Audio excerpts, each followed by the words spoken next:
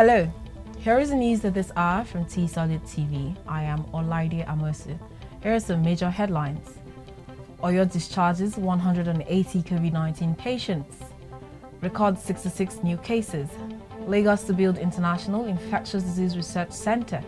On the foreign scene, UK economy suffers worst quarterly slump since 1979. And in sports, Inter to extend Victor Moses loan deal. Now the news in details.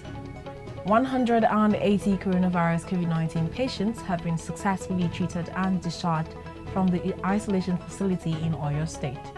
The state governor, Seyi Makinde, disclosed this in a series of tweets on Monday night while giving an update on the outbreak of the disease in the state. He explained that the recovered persons were discharged after receiving their second negative test results, bringing the number of discharged cases in Oyo to 688. Makinde, who's also the incident commander of COVID-19 in the state, announced the confirmation of 6 new infections. According to him, the new cases were reported from 13 local government areas of the state, while one more person lost the battle to COVID-19. The governor said the state now has 1,372 COVID-19 cases, with a total of 12 deaths recorded so far. He urged the residents to continue to comply with the guidelines of the Oyo COVID-19 Task Force to curb the spread of the disease in the state. Most teachers of public schools in Oyo State resumed work on Monday in compliance with the state government directive to that effect. Our correspondent who went to the schools reports that as at 8 a.m. on Monday, the number of teachers seen in most public schools visited in Ibadan was significant. However, in some schools, between 3 and 4 teachers were seen in the premises. Earlier, the Oyo State COVID-19 Task Force, chaired by Governor Seyi Makinde, had directed that pupils in Primary 6, students in JSS3 and SS3 would resume on July 6th, while teachers should resume on July 29th. Some school principals told NAN that the teachers who had been trained by the government on COVID-19 prevention would train their colleagues and other non-teaching staff on safety guidelines in view of resumption.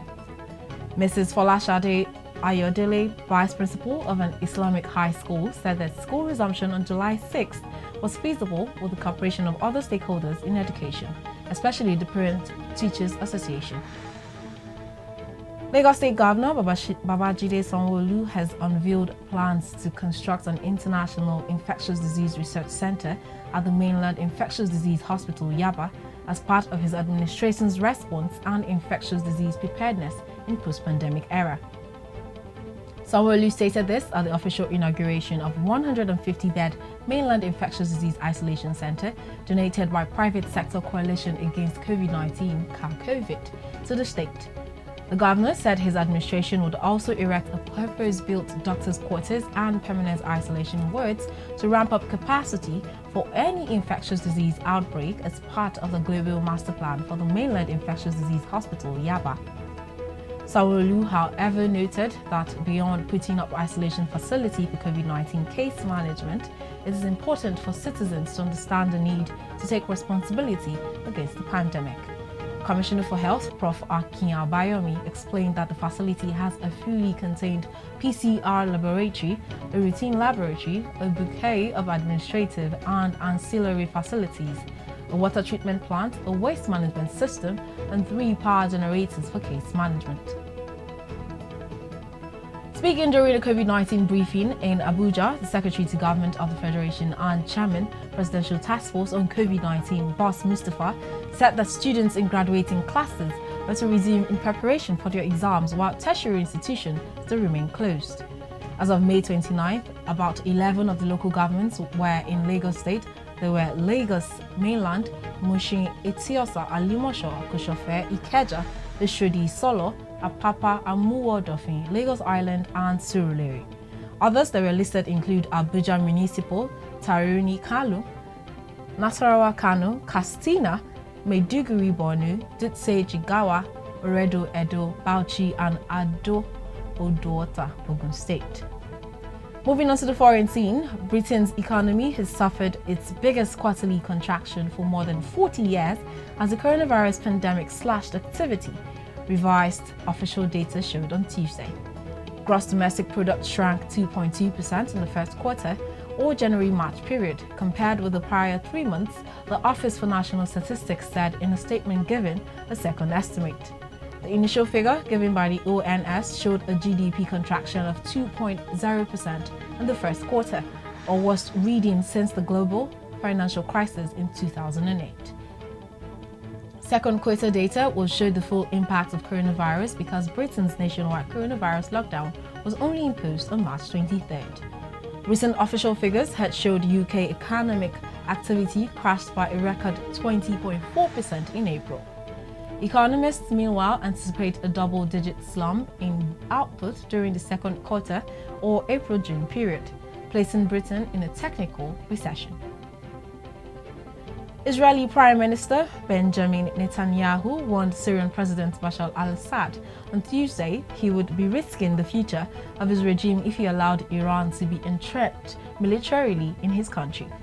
The two men called for an extension of an arms embargo on Iran, Act 4 of both their countries, that expires in October. Israel has launched hundreds of strikes in Syria since the start of its civil war in 2011. Targeting government troops, allied Iranian forces, and fighters from the Lebanese Shiite militant group Hezbollah. It rarely confirms details of operations in Syria, but says Iran's presence in support of Assad is a threat to the Jewish state and it will keep up such attacks. We're absolutely resolved to prevent Iran from entrenching itself militarily in our immediate vicinity, said Netanyahu. Moving on to sports, the management of Rivers United Football Club has cleared all outstanding liabilities owed its former player, Samuel Akurugu. The indebtedness had prompted a 3-window transfer ban by the World Football Governing Body, FIFA. Rivers Commissioner for Sports, Boma Iyaye, disclosed during a courtesy visit by the chairman of Ikwere local government area of the state, Honorable Samuel Nwanosike, adding that management of the team no longer owes the player any money. Iyaye stressed further that with the payment, Rivers United would not serve any ban, as FIFA had stated that the sanction would be lifted immediately and prior to its complete serving once the due amount plus interest is paid. He further informed the council boss that the Rivers State government was rejigging grassroots sports development, hence the willingness of the sports ministry to partner with stakeholders and local governments to unearth talents that would represent the state at all levels of sports competitions. Inter Milan are yet to agree loan extensions for Alexis Sanchez and Victor Moses, despite their current deals almost being at an end. Sanchez joined the Italian giants from Manchester United last summer, while Chelsea fullback Moses was reunited with his old boss Antonio Conte in January. Inter want both players to remain in Italy to finish the delayed season, but they are yet to make a breakthrough in talks. Conte's side, which are third in the table, still have 10 Serie A games to play as they attempt to chase down Juventus and Lazio. Sanchez and Moses are also eligible for Inter's Europa League campaign, with Spanish side Getafe next up in the last 16 of the competition. However, Giuseppe Marotta has revealed that it is not yet certain that the Premier League duo will complete the season with Inter.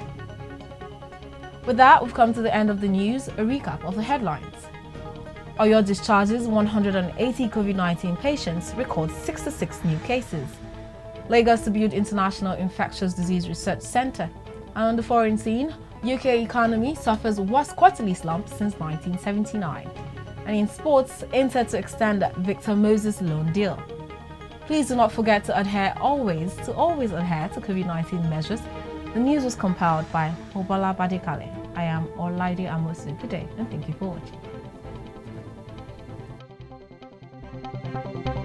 watching.